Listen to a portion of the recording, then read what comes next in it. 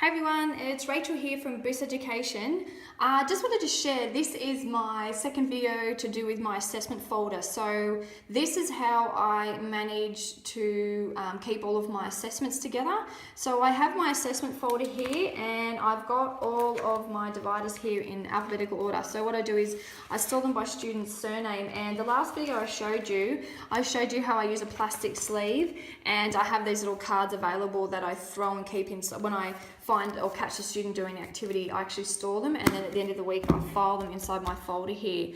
What I wanted to do with you is show you another part that I do, and this is going to save you hours and hours of time, and it's going to be key to your planning. So on Design by Teachers, there is an amazing teacher called Mrs. Strawberry, and she has spent the time working with some professionals in education, of course, and the team have put together all different descriptors, and you can see here that it starts with level A and goes all the way to level E. So C is from the ACARA website, so basically that's the standards that we need for year 2. She split them into semesters, so these are report grade descriptors. So this is going to help you when you're trying to figure out students and where they fall as far as their development and the work that they've achieved each year.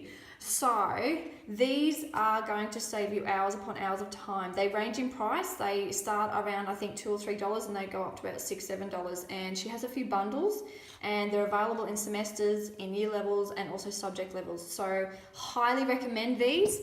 A little tip that I do, I've actually laminated these. Laminating just helps me to know that this is actually the original document.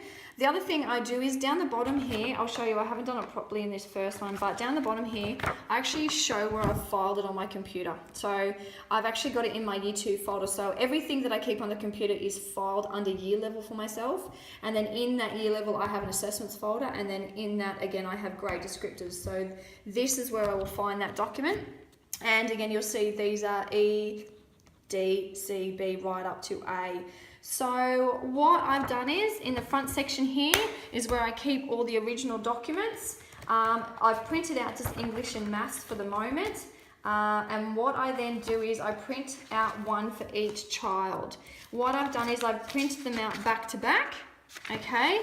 And during the term, I will go through and I will highlight when the child has actually achieved each of these areas, and this will help me for grading when it comes to report time. So when the majority of the areas they're going for, or have been able to achieve, if they're falling in the middle here, then they'll be able to get a C. Now this is something that you'll have to look at and compare with your other teachers across your year level, but it is a great way to help with your planning. All the different grade descriptors that they have actually written here, it's brilliant for helping you with your planning, for when you're looking at different activities, for your different rotations and things that you're trying to achieve. So I can't recommend these documents enough to you, and the amount of hours that you're going to be able to save is just awesome. So basically at the end of the week or at the end of the term, I will actually sit down and go over each child's areas and sort of allocate whereabouts they're up to in each of the different subject areas.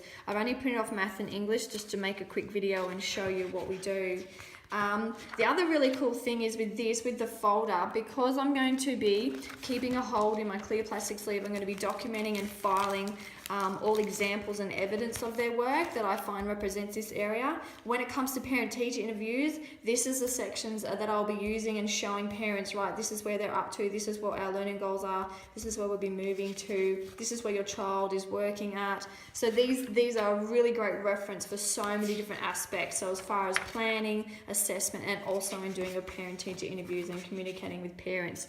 So they can also see obviously where their child is and where they can go to. So I hope that's a really helpful tip. I will be developing another video to show you what else I do with my assessment folder, but I keep everything in folders so it's nice and easy to grab. And I do like to print these out. It is a little bit time consuming, but I like to set this up right at the beginning of the year prior to school even starting. So in those Christmas holidays, once I know what year level I'm on, I will print all of these out, and then I'll file one for each of the students, which makes it nice and easy, and it's a really time-saving strategy that I use for inside the classroom when it comes to assessment. So I hope that's a handy tip. Please feel free to share anything that you do. I think sharing what we do inside the classroom to help each other to be a more productive, effective teacher is great. So I look forward to hearing from you.